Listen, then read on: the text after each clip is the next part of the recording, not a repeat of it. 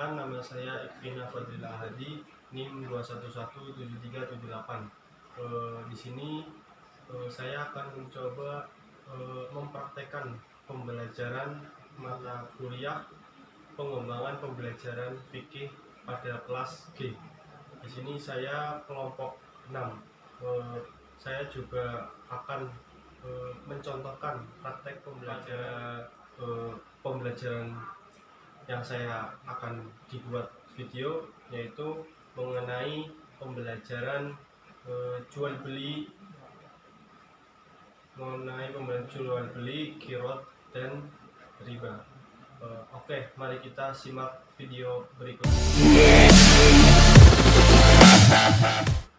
Assalamualaikum warahmatullahi wabarakatuh. Bagaimana kabarnya pada hari ini anak-anak? Alhamdulillah kalau kalian semua baik. Sebelum kita memulai pelajaran pada hari ini, alangkah baiknya kita berdoa bersama-sama di dalam hati. Berdoa mulai.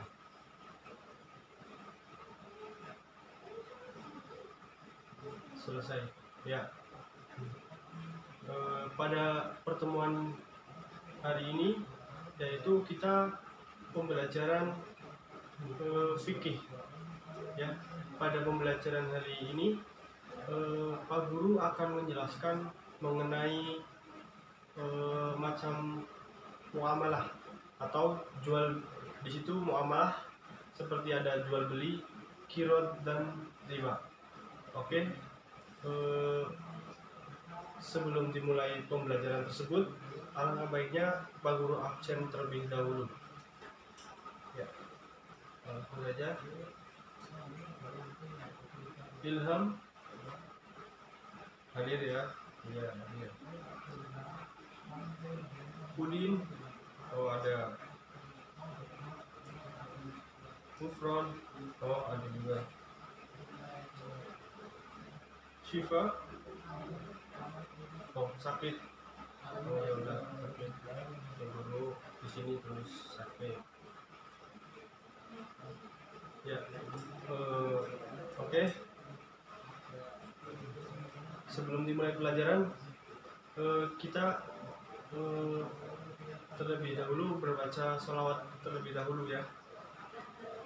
Ya, mari kita mulai bareng-bareng bersama-sama sholawat.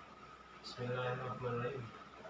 Allahumma sholli sholatan kamilatan wa salim salaman taman ala sayyidina Muhammadin alladhi tanhalul bihil uqadu wa tanfariju bihil qurabu wa tuqadda bihil hawaiju wa tunnalu bihi rahaibu wa husnul khawatimi wa yustasqal hamamu biwajhil karim wa ala alihi wa sahbihi fi kulli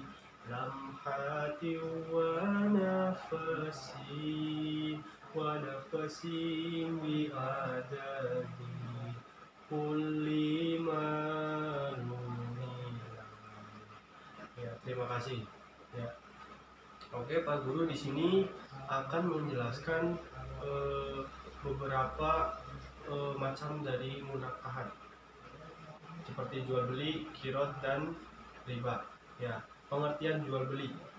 Jual beli sudah dilakukan sejak pada zaman dahulu. Akan tetapi pada zaman dahulu itu jual beli dilakukan dengan cara tukar menukar barang. Misalkan kita mempunyai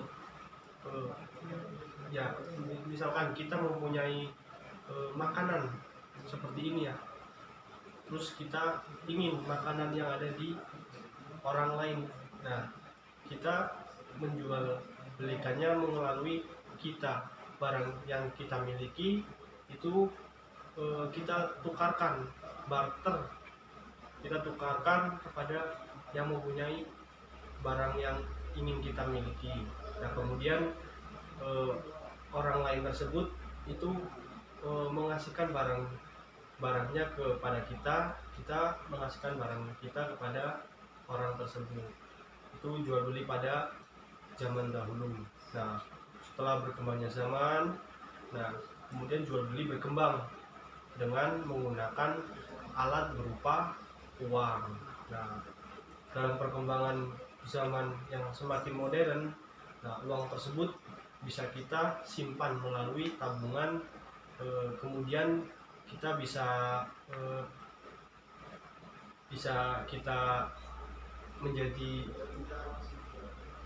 seperti kartu kredit atau ATM yang ibu-ibu kalian pasti memiliki ATM. Nah pengertian jual beli menurut bahasa yaitu menukar sesuatu dengan sesuatu. Jual beli menurut syara adalah akad tukar menukar harta dengan harta yang lain melalui tata cara yang telah ditentukan oleh hukum Islam. Yang dimaksud dengan kata harta adalah terdiri dari dua macam, yaitu yang pertama harta berupa barang, misalnya buku, rumah, mobil, dan lain-lain. Nah, yang kedua, harta yang berupa manfaat atau jasa, misalkan pulsa telepon atau pulsa listrik dan lain sebagainya. Nah, dasar hukum jual beli adalah sebagai berikut. Nah, dalam dasar jual beli dalam Al-Quran yaitu tertera pada Quran surat Al-Baqarah, yang artinya di sini ada orang-orang yang mengambil riba tidak dapat berdiri melainkan seperti berdirinya orang yang kemasukan setan lantaran penyakit gila. Keadaan mereka yang demikian itu adalah disebabkan oleh mereka berpendapat sesungguhnya jual beli itu sama dengan riba, padahal Allah telah menghalalkan jual beli dan mengharamkan riba. Orang-orang yang telah sampai kepadanya larangan dari Tuhannya lalu terus berhenti, nah, maka baginya yang telah diambilnya dahulu sebelum datang larangan dan urusannya terserah kepada Allah. Orang yang kembali mengambil riba maka orang itu akan penghuni neraka, mereka kekal di dalamnya. Nah di situ Allah itu sudah mengharamkan yang namanya riba, dan Allah juga sudah menghalalkan yang namanya jual beli. Nah, orang-orang yang melakukan jual beli itu akan masuk ke jalan Allah. Akan tetapi jika orang-orang yang mengambil riba, orang-orang itu termasuk orang-orang penghuni neraka. Nah, di sini ada pada Quran surat An-Nisa ayat 29 yang berbunyi ya ayyuhalladzina amanu la taqullu amwalakum ya bainakum bil batili illa an takum tijaratan antarodi minkum wala taqtulu anfusakum innallaha kanu bikum rahima. Nah, di sini yang artinya hai orang-orang yang beriman, jagalah kamu saling memakan harta sesamamu dengan jalan yang batil, kecuali dengan jalan-jalan perniagaan yang berlaku dengan suka sama suka di antara kamu. Syarat-syarat jual beli. Nah, syarat-syarat jual beli, syarat adalah hal-hal yang harus dipenuhi sebelum transaksi jual beli. Jadi kalau misalkan kalian ingin jual beli itu pasti ada syaratnya. Yang pertama, balik. Tahu kan balik? Orang yang sudah dewasa, nah terus berakal, dia memiliki pikiran, terus usdu, memiliki kemampuan untuk bisa melaksanakan urusan agama dan mengelola keuangan dengan baik, itu namanya rusdu. Terus suka sama suka, yakni atas kehendak sendiri tanpa ada paksaan dari orang lain. Nah, berarti kalau jual beli itu misalkan antara saya dengan dia, misalkan sudah sama suka, nah itu bisa diperlakukan dengan jual beli. Nah, terus syarat barang yang diperjualbelikan atau objek jual beli atau makud alai, yaitu yang pertama suci.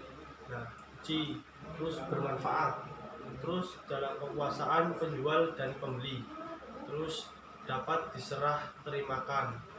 Barangnya, kadar dan sifat harus diketahui oleh penjual dan pembeli. Nah, berarti itu benar-benar misalkan jual beli itu bisa jadi dengan menjualkan barangnya yang sesuai dengan sifatnya, sesuai dengan bentuknya, terus harus diketahui oleh orang yang ingin membelinya itu barangnya seperti apa. Nah, itu syarat barang yang diperjualbelikan. Terus syarat ucapan serah atau terima atau ijab kabul. Nah, ijab kabul dapat dilakukan dengan kata-kata penyerahan atau penerimaan, atau dapat juga berbentuk tulisan seperti faktur, kwitansi atau nota. Nah, ijab adalah ucapan penjual kepada pembeli, terus dan kabul itu ucapan dari penjual. Jadi ijab kabul yaitu antara penjual dan pembeli itu mengucapkan misalkan seperti ini, misalkan pembeli membeli barang, nah barang tersebut dibeli, nah otomatis kan barang tersebut dipembeli. Nah, barang tersebut sudah dipembeli, nah kemudian pembeli itu mengucapkan kepada sang penjual, misalkan seperti ini, saya beli barangnya. Nah, di situ sudah bentuk sah seorang pembeli. Nah, kemudian sang penjual menjawab seorang pembeli dengan seperti ini, ya saya jual barangnya. Nah, kemudian dalam ruang lingkup tersebut itu antara penjual dan pembeli itu sudah sah, barangnya sudah sah dijual belikan karena ada perantara ijab kabul di dalamnya. Nah, syarat transaksi jual beli, alat transaksi jual beli harus alat yang bernilai dan diakui secara umum pada penggunaannya. Nah, terus ada juga rukun jual beli. Nah, rukun adalah hal-hal yang harus terpenuhi dalam pelaksanaan transaksi jual beli. Rukun jual beli itu ada 3. Yang pertama akid atau pihak yang bertransaksi. Nah, itu antara tadi sang penjual dan pembeli. Terus makud ilai atau mencakup barang yang dijual dan harganya. Berarti barangnya seperti apa dan harganya seperti apa, terus kemudian cocok. Nah, di situ namanya makud alai. Terus sihot ijab kabul, ucapan serah terima dari penjual dan pembeli, yang tadi sudah dipraktekkan tadi ya, bahwasanya ketika sang pembeli berucap ya saya beli ya barang ini, nah dan kemudian sang penjual berucap ya saya jual, nah di situ namanya sihot ijab kabul. Nah, ijab dari pihak penjual, kabul dari pihak pembeli. Nah, di sini ada macam-macam jual beli.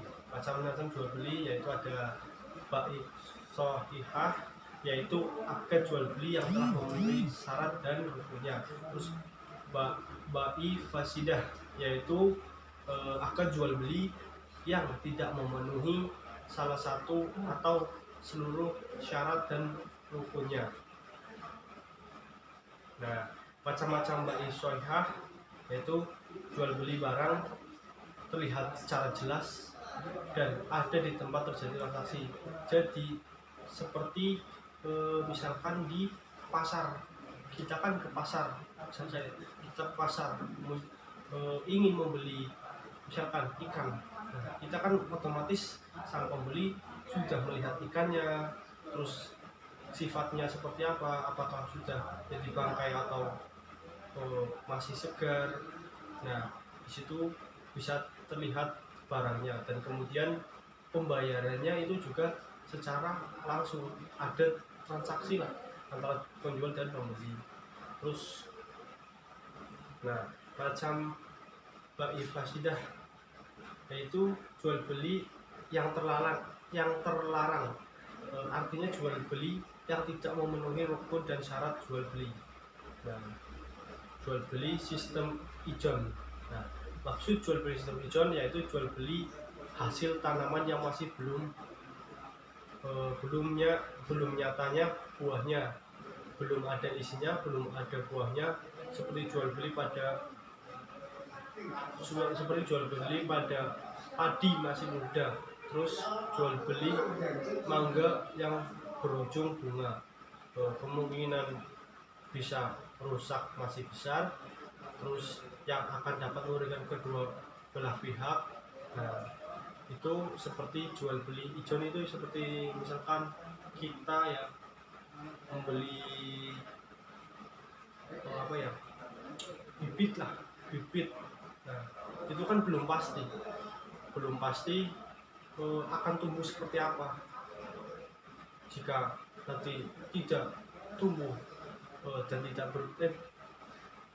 pohon itu tidak berbuah, nah otomatis kan ada salah satu yang dirugikan. Nah, itu tidak boleh. Terus jual beli barang haram.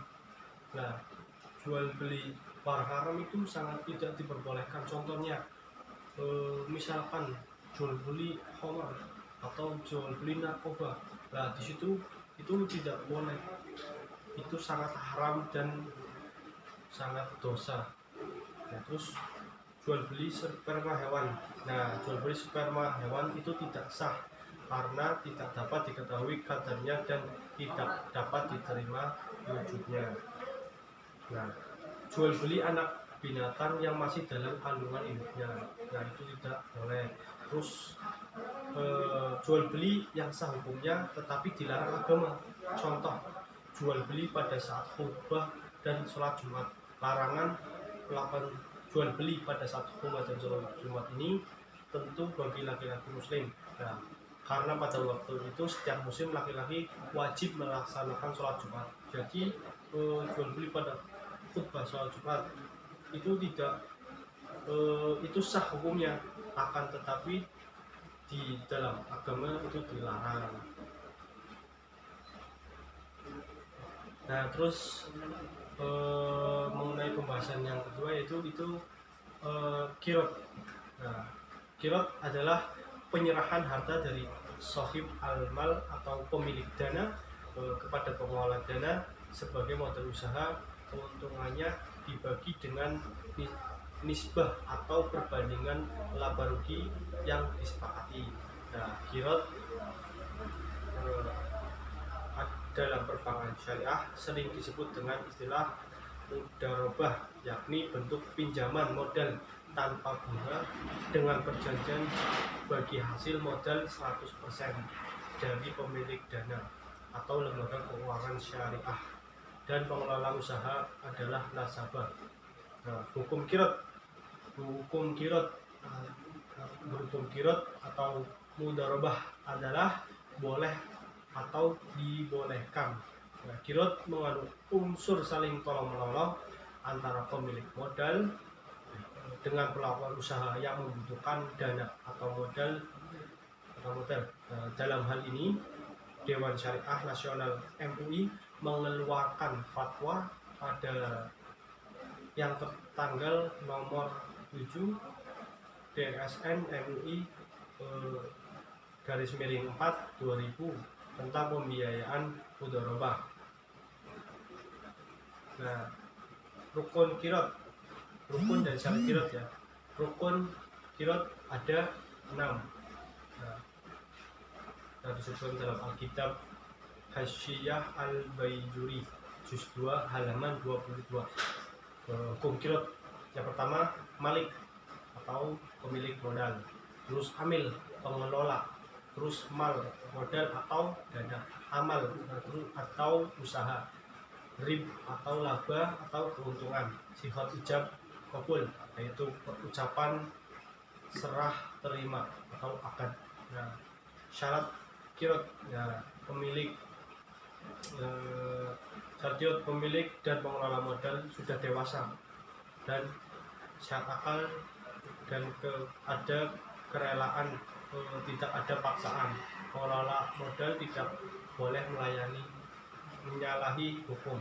Nah, ini syarat kirot yaitu memiliki akal yang sehat dan dewasa, kemudian tidak ada paksaan oleh orang yang ingin melakukan kirot. Nah, terus jenis-jenis kirot. Nah, di sini jenis kirot yaitu ada mudharabah mutlaqah yang artinya bentuk kerjasama antara pemilik dana dan pengelola dana. Terus ada juga mudharabah muqayyadah. Nah, ya, yang selanjutnya yaitu pengertian riba. Riba menurut bahasa berarti lebih atau bertambah. Adapun riba menurut syarak adalah tambahan pembayaran. Nah, intinya mendapatkan imbalan. Nah, contoh ya, misalkan saya memiliki 1 juta rupiah untuk berjualan roti. Nah, saya meminjam uang sebagai modal untuk berjualan roti kepada misalkan tadi sama Udin ya pada Udin. Nah, kemudian Udin bersedia memberikan pinjaman kepada saya. Nah, asalkan saya nantinya mengembalikan pinjamannya itu bertambah menjadi 1.500.000. Nah, Udin tidak mau tahu apakah usaha nantinya untung atau rugi. Nah, jadi riba itu kita meminjam barang, akan tetapi setelah kita mau mengembalikan, kita itu memberikan uang lebih kepada orang yang dipinjami, karena itu tentu kemauan dari sang peminjam, kemauan dari orang yang meminjami. Transaksi tersebut itu tidak boleh dalam hukum Islam. Hukum riba dalam hukum Islam secara tegas dinyatakan haram atau tidak boleh. Nah, hukum riba itu dalil Al-Quran, yaitu tadi ada fa'ahalallahu bai'al wa harrama riba. Nah, di situ padahal Allah telah menghalalkan jual beli dan mengharamkan riba. Itu dalilnya. Nah, dalam kitab Rawaiul Bayan tafsir ayat Al-Ahkam karya Muhammad Ali Al-Sabuni dijelaskan bahwa bagi pemakan riba kelak di hari kiamat digambarkan akan sempoyongan jatuh bangun seperti orang kesurupan atau gila. Nah, terus ada dalil hadis yang artinya di sini dari hadis Sahih Muslim yaitu yang artinya dari Jabir radhiyallahu an, ia berkata Rasulullah Shallallahu alaihi wasallam telah melaknati orang-orang yang memakan riba, orang yang menjadi wakilnya atau orang yang memberi makan hasil riba, orang yang menuliskannya, orang yang menyaksikan, dan selanjutnya Nabi bersabda mereka itu semua saja. Bahwasanya misalkan orang yang memakan riba, orang yang memberi makan hasil riba itu semuanya itu sama, dan mereka semua itu bisa masuk ke neraka. Nah, terus macam-macam riba yang diharamkan Islam ada dua macam, yaitu riba fadli, yaitu tukar menukar dua buah barang yang sama jenisnya dengan mensyaratkan suatu tambahan sehingga terdapat yang dirugikan. Contoh, 1 kilo beras ditukar dengan 2 kilo beras, 1 liter madu ditukar dengan 2 liter madu. Perkara yang dilarang adalah kelebihan ukuran atau takaran tersebut. Ya, berarti misalkan contoh ya tadi, 1 karung beras, 1 kilo beras ya, ditukar dengan 2 kilo beras, itu tidak boleh. Itu termasuk contoh dari riba fadli.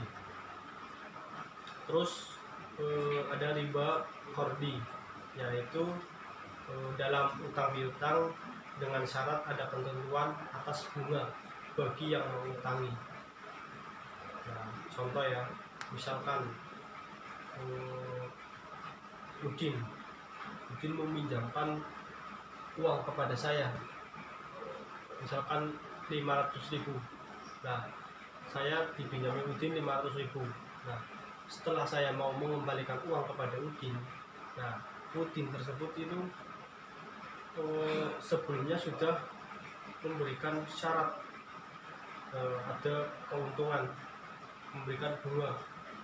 Jika saya ingin mengembalikan uang kepada Udin, itu ada bunganya.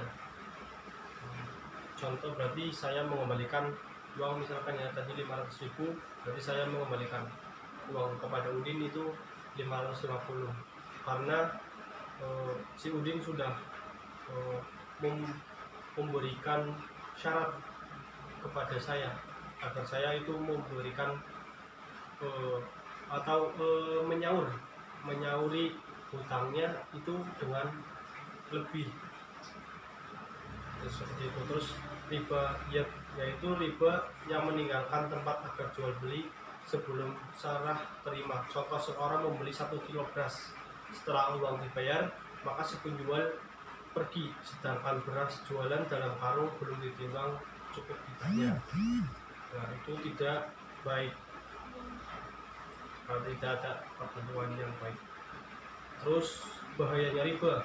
Nah, di sini ada bahaya riba juga. Bahaya riba bagi jiwa manusia. Nah, riba dapat menumbuhkan sifat egois sehingga pemakan riba tidak peduli terhadap orang lain, namun mementingkan dirinya sendiri. Orang yang melakukan riba itu memiliki nafsu atau juga sifat egois. Dia memiliki nafsu untuk dirinya sendiri, kepentingan dirinya sendiri, agar dirinya itu memiliki keuntungan yang sangat besar, tidak memikirkan orang lain. Nah, riba juga dapat menghilangkan perasaan cinta, kebajikan, dan perasaan sosial. Nah, ini kalau riba, orang yang tidak memiliki perasaan sosial, contoh saja bisa contoh perasaan sosial ya, misalkan kan ada seorang pengemis meminta. Nah, di situ perasaan sosial dari orang yang melakukan riba itu tidak ada, sehingga mereka memberikan makanan kepada seorang pengemis itu meminta ganti. Nah, itu tidak boleh. Itu adalah pemikiran seorang yang tidak memiliki perasaan sosial, yaitu orang yang melakukan riba. Terus pemakan riba akan selalu haus untuk mengumpulkan harta meskipun dengan cara memeras darah orang lain. Terus bahaya bagi masyarakat. Nah, riba dapat melahirkan permusuhan di lingkungan warga masyarakat. Contoh kayak di film-film, ya kan? Di film-film kan ada itu orang meminjamkan barangnya, akan tetapi kemudian orang tersebut itu sudah membayar, nah sudah membayar hutangnya. Nah, orang yang menghutang itu tidak puas terhadap pembayarannya. Nah, di situ orang yang menghutangi bisa langsung mengambil barang-barang orang yang dihutangi. Nah, itu tidak boleh, sehingga menimbulkan pertukaran atau permusuhan, ya, gitu. Riba menghancurkan seluruh bentuk kasih sayang, persaudaraan, dan perbuatan baik dirinya dari dalam manusia. Nah, riba dapat menaburkan benih-benih pusat atau provokator dan kebencian dalam hati manusia dan menghancurkan hubungan persaudaraan. Nah, ini bahayanya riba itu seperti itu, bisa menghancurkan hubungan persaudaraan. Terus bahaya terhadap ekonomi. Nah, dalam pandangan ekonomi, riba dapat membelah manusia menjadi dua tingkatan, yaitu satu, tingkat elit yang bergelimang dalam kemewahan dan kesenangan lewat keringat orang lain. Terus tingkat miskin yang hidup dalam penderitaan dan kekurangan. Nah, itu orang yang riba itu orang yang tidak baik, dia ingin selalu memiliki perasaan yang tidak puas lah intinya, tidak memiliki rasa bersyukur pada dalam dirinya. Nah, terus menghindari, ya, bisa juga menghindari kegiatan riba. Yang pertama, menjual sesuatu yang sejenis, ada 3 syarat, yaitu sama jumlah timbangan dan banyaknya, dilakukan secara tunai, terus ada ijab kabul sebelum meninggalkan majelis akad. Terus yang kedua itu menjual sesuatu yang berlainan jenis, ada 2 syarat, yaitu dilakukan secara tunai, akad ijab kabul sebelum meninggalkan akad. Terus hikmah diharamkannya riba. Nah, terhindar dari sikap serakah atau tamak terhadap harta yang bukan miliknya. Terus mencegah permusuhan dalam menumbuhkan semangat kerja sama atau saling menolong sama manusia. Nah, hikmah dari diharamkannya riba yaitu mencegah permusuhan dan menumbuhkan semangat kerja, terus terhindar dari sifat serakah sehingga kita dapat bersyukur apa yang kita punya ini, ya. Terima kasih. Ya, bagaimana apakah ada pertanyaan dari anak-anak? Jika ada pertanyaan, monggo bertanya saja. Pak Guru beri waktu untuk kalian. Monggo bertanya. Monggo bertanya. Yuk, bertanya.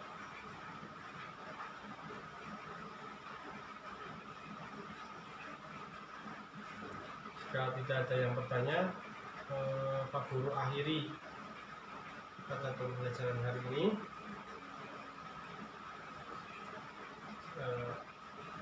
Atau Pak Guru kasih pertanyaan terlebih dahulu. Nah, Pak Guru akan memberikan pertanyaan kepada anak-anak. Syarat dan rukun jual beli itu apa saja? Ayo kalian berpikir. Pak Guru beri waktu 5 menit. Oke. Ya, terima kasih. Jawaban dari Mas Udin, yaitu tadi ada balik, berakal, rusdu, terus suka sama suka, ya. Tepuk tangan buat Mas Udin. Ya, terima kasih ya. Bagaimana nih?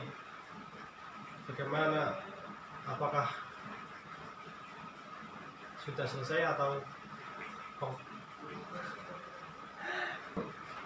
Nah, Pak Guru akan memberikan pertanyaan lagi nih. Apa